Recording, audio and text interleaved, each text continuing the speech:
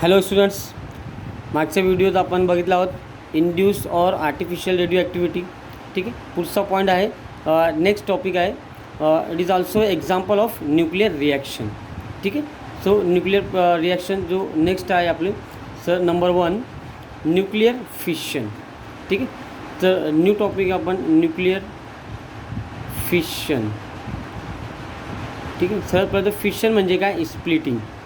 Splitting म्हणजे काय? Breaking. याचा अर्थ काय? स्प्लिटिंग म्हणजे टू ब्रेक.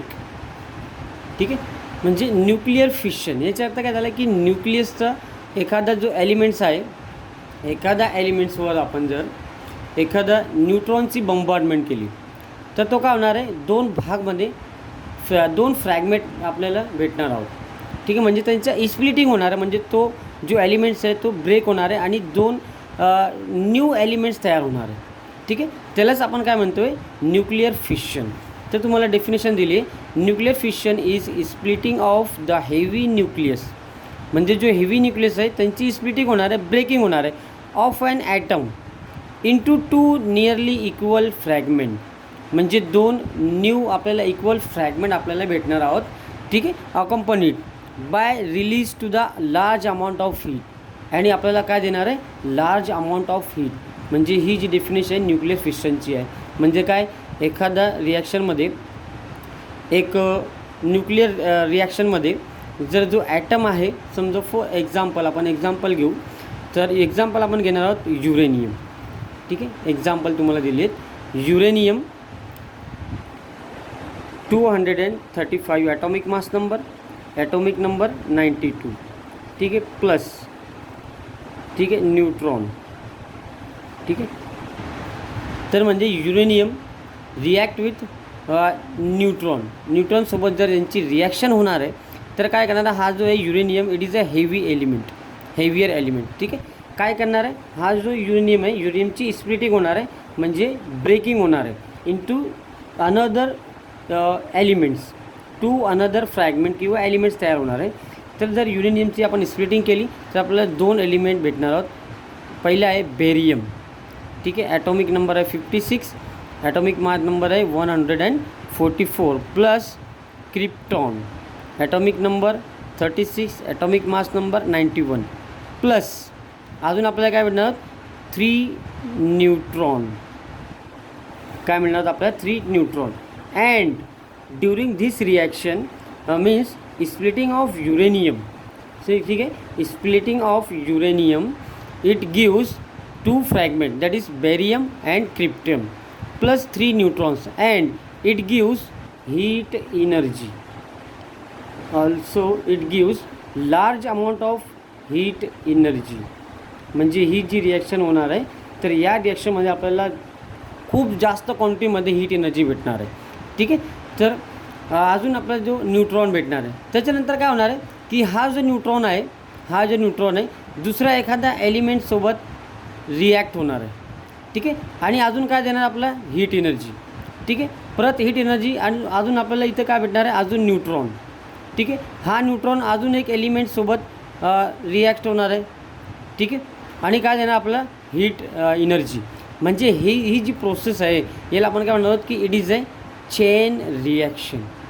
म्हणजे काय होणार? इथे चेन रिॲक्शन होणार. म्हणजे एक रिॲक्शन झाली त्याच्यानंतर दुसरी रिॲक्शन, तिसरी रिॲक्शन, चौथी रिॲक्शन, म्हणजे कंटिन्युअसली ही रिॲक्शन होणार आहे. ठीक आहे, म्हणून आपल्याला काय देणार? हीट एनर्जी, लार्ज अमाऊंटमध्ये आपल्याला हीट एनर्जी देणार आहे. तर ही जी प्रोसेस आहे याला आपण काय म्हणतो आहे? Nuclear fission. ठीक आहे, न्यूक्लिअर फिशन. पुढचा पॉईंट जो आहे नंबर 2 आहे न्यूक्लिअर फ्युजन. ठीक आहे, nuclear fusion it is opposite to the nuclear fission. Nuclear fission म्हणजे काय होणार आहे? ब्रेकिंग होणार आहे. आणि फ्युजन, ठीक आहे, फ्यूजचे अर्थ काय आहे? To combine. ठीक आहे, फ्यूजचा अर्थ काय? To combine. म्हणजे ही रिॲक्शनमध्ये काय होणार आहे की जो एलिमेंट्स आहेत ते एलिमेंट्स कंबाईन होणार आहे. ठीक आहे, तर आपल्याला टेक्स्टबुकमध्ये जो दिलेले आहेत न्यूक्लिअर फ्युजन. ओके, तुम्हाला दिले आहेत न्यूक्लिअर फ्युजन. काय दिले? Nuclear fusion the lighter nuclei combine fuse together and form heavy nucleus. म्हणजे जो लाइटर एलिमेंट्स आहे ते काय होणार आहे? कंबाईन्स होणार आहे आणि आपल्याला एक नवीन एलिमेंट्स तयार होणार आहे, हेवियर एलिमेंट्स तयार होणार आहे. ठीक आहे, which accompanies by an enormous amount of heat energy. म्हणजे आपल्याला ही पण काय देणार आहे, हीट एनर्जी रिलीज करणार आहे. म्हणजे जेव्हा दोन एलिमेंट्स एकत्र होणार आहे, त्यांची न्यूक्लिअर रिॲक्शन होणार आहे, तर न्यूक्लिअर रिॲक्शन होणार आहे, तर आपल्याला जो खूप जास्त क्वांटिटीमध्ये हीट एनर्जी भेटणार आहे. तर याच्यासाठी आपल्याला माहीत आहे की जो सन आहे, सन इथे तुम्हाला हे दिले representative of fusion reaction occurring in sun and star. So example जो आहे न्यूक्लिअर रिॲक्शन, न्यूक्लिअर रिॲक्शनची आपण फर्स्ट एक्झाम्पल जो आहे तो एक्झाम्पल आहे, फर्स्ट एक्झाम्पल आहे सन अँड स्टार्स. म्हणजे सूर्य आणि जो तारे आहे स्टार्स, याच्यामध्ये कोणती रिॲक्शन होणार आहे, न्यूक्लिअर फ्युजन रिॲक्शन होते. ठीक आहे, म्हणून बघा सन जो आहे, सन आपल्या ज्या पृथ्वीला काय देणार आहेत, अर्थला कोणती एनर्जी प्रोव्हाइड करतो, आपल्याला हीट एनर्जी आपल्याला प्रोव्हाइड करणार आहे.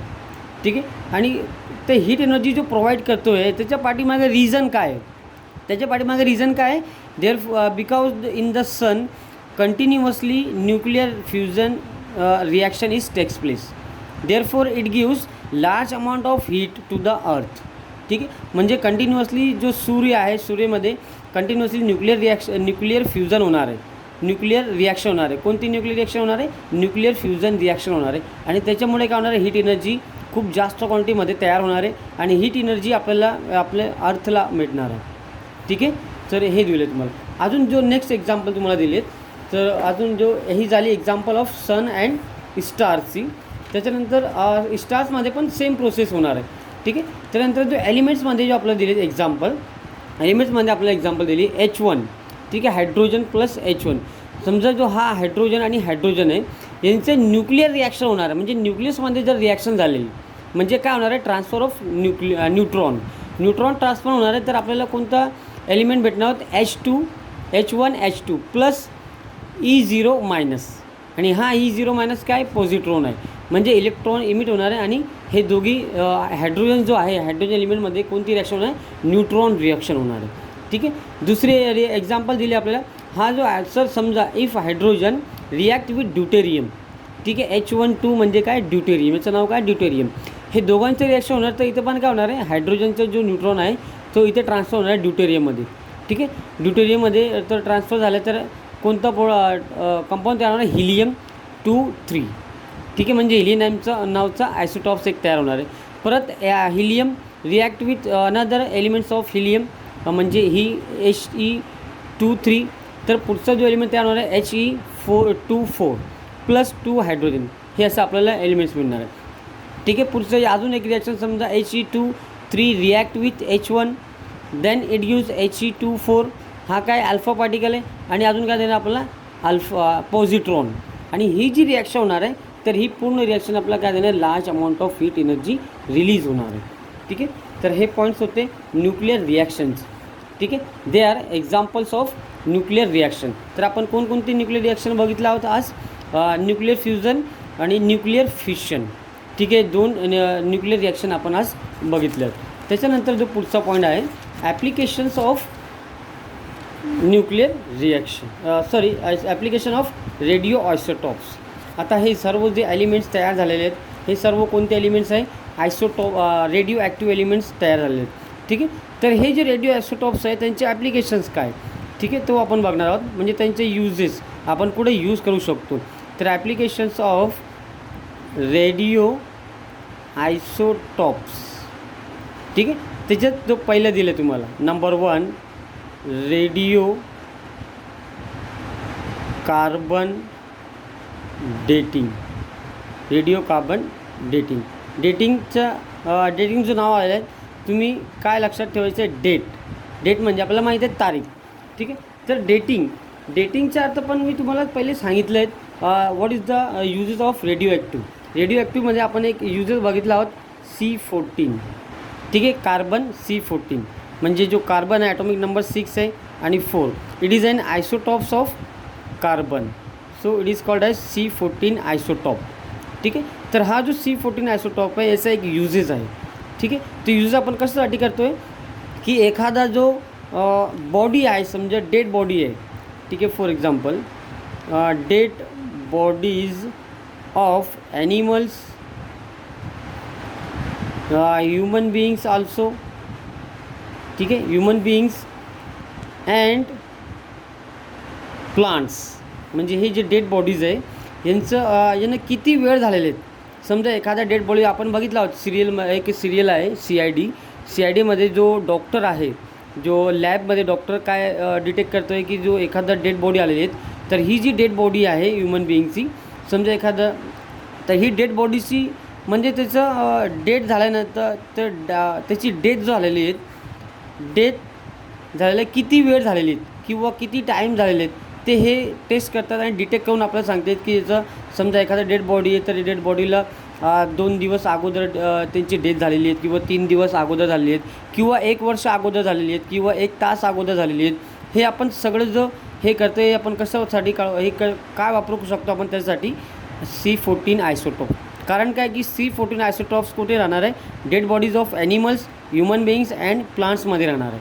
ठीक आहे. आणि हे जो आहे C14 आयसोटॉप्स हे कसं एंटर होणार आहे ह्युमन बीइंगची बॉडीमध्ये, म्हणजे कसं एंटर होणार आहे तो आपण एंटर होण्याची जी प्रोसेस आहे तुम्हाला या टेक्स्टबुकमध्ये दिलेली आहे. ठीक आहे.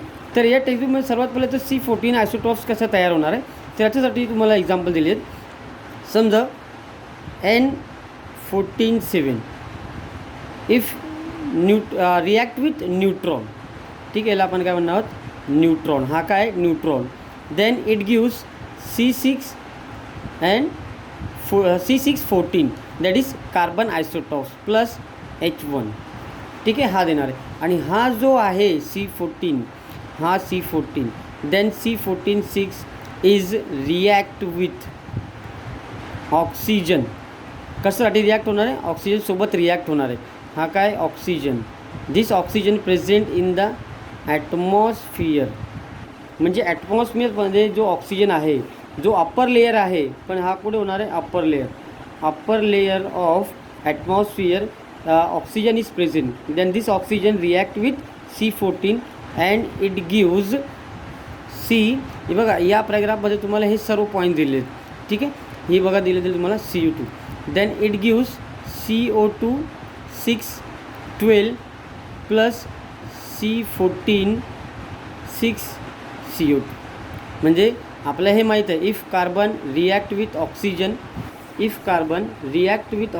Then it gives CO2. ठीक आहे. तसंच C14 react with oxygen then it gives C12O2 आणि C14O2. म्हणजे एक कार्बन डायऑक्साईड गॅस येणार आहे कार्बन एलिमेंटचा, दुसरं कार्बन डायऑक्साईड गॅस कोणतं राहणार आहे C14 आयसोटॉप्स ऑफ C14चं. ठीक आहे. त्याच्यानंतर इथे तुम्हाला या पॅराग्राफमध्ये हे सर्व दिले आणि त्याच्यानंतर काय होणार आहे की हा जो आहे ही C14 कार्बन डायऑक्साईड तयार झालेले आहेत. ठीक आहे. तर हे जे दोघी कार्बन डायऑक्साईड आहे म्हणजे these C612O2 and C614O2 used in photosynthesis.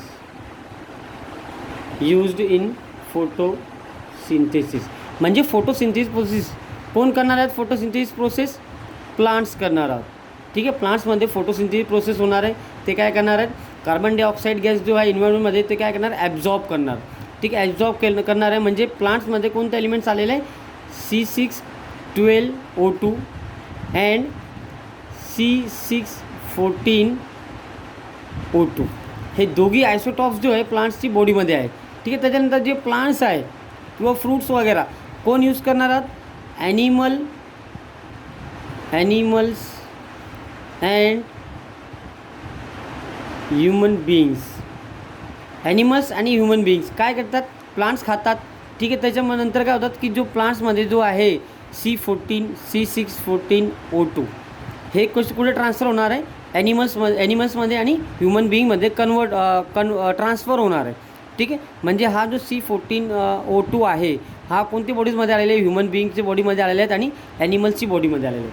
ठीक आहे. अजून त्याच्यानंतर हा जो आहे C14 म्हणजे कोणता आयसोटॉप्स आलेले आहेत, C14 आयसोटॉप्स हा कोणत्या बॉडीमध्ये एंटर झालेले आहेत, ह्युमन बीइंग आणि ॲनिमल्सची बॉडीमध्ये एंटर झालेले आहेत. अजून कोणती प्लांट्स बॉडीमध्ये पण एंटर तो आहे C14. आणि जो हाफ लाईफ आहे half life of C14 isotopes is 5730 years. ठीक आहे, बघा एवढं किती इयर्स आहे. म्हणजे जो हाफ लाईफ आहे, हाफ लाईफ C14चा जो हाफ लाईफ आहे C14 आयसोटॉप्सचा, तो हाफ लाईफ आहे 5730 वर्ष आहे. म्हणजे तो 5730 वर्षपर्यंत तो डिके होणार नाही, म्हणजे नष्ट होणार नाही, म्हणजे तो ह्युमन बॉडीमध्ये राहणार आहे. ठीक आहे, म्हणजे याचं ॲप्लिकेशन काय आहे की कार्बन डेटिंगसाठी आपण यूज करू शकतो. त्याला आपण काय म्हणतो आहे, carbon dating technique. This technique is called as carbon dating technique. म्हणजे एखादा जो बॉडी आहे, बॉडीमध्ये C14 आहे, तर C14 जो आलेले आहेत तर त्याच्यासाठी आपण काय काढू शकतो. म्हणजे जे आर्किओलॉजिस्ट आहे, आर्किओलॉजिस्ट काय करतात, जे एखादा 5000 वर्षपूर्वी किंवा 500 वर्षपूर्वी किंवा 2 वर्षपूर्वी किंवा 200 वर्षपूर्वी जे ॲनिमल बॉडी आहे त्यांची एज किती आहे ते आपण काढू शकतो. याचा वापर करून काय वापर करून आपण काय करणार आहोत, C14 आयसोटॉप्सचा वापर करून आपण कार्बन डेटिंग ही टेक्निक आपण करू शकतो. ठीक आहे, तर हा जो प्रोसेस होता तुमचा. अजून तुम्हाला ह्याचे जो दिलेले आहेत पॉईंट्स कार्बन डेटिंगचं, हे सर्व पॉईंट कोणते आहे, कार्बन डेटिंगचे पॉईंट. मी तुम्हाला जे सांगितले सर्व पॉईंट, मी तुम्हाला जे पॉईंट सांगितले आहेत हे सर्व पॉईंट तुम्हाला या टॉपिकमध्ये दिलेले आहेत. ठीक आहे, बघा इथे दिले 5730 इयर्स आहे. ठीक आहे, बघा द डिके ऑफ C14 म्हणजे हाफ लाईफ 5730 इयर्स आहे. ठीक आहे, म्हणून हा सर्व आपला एक आहे, एक टाईपचं ॲप्लिकेशन्स आहे रेडिओ आयसोटॉप्सचं.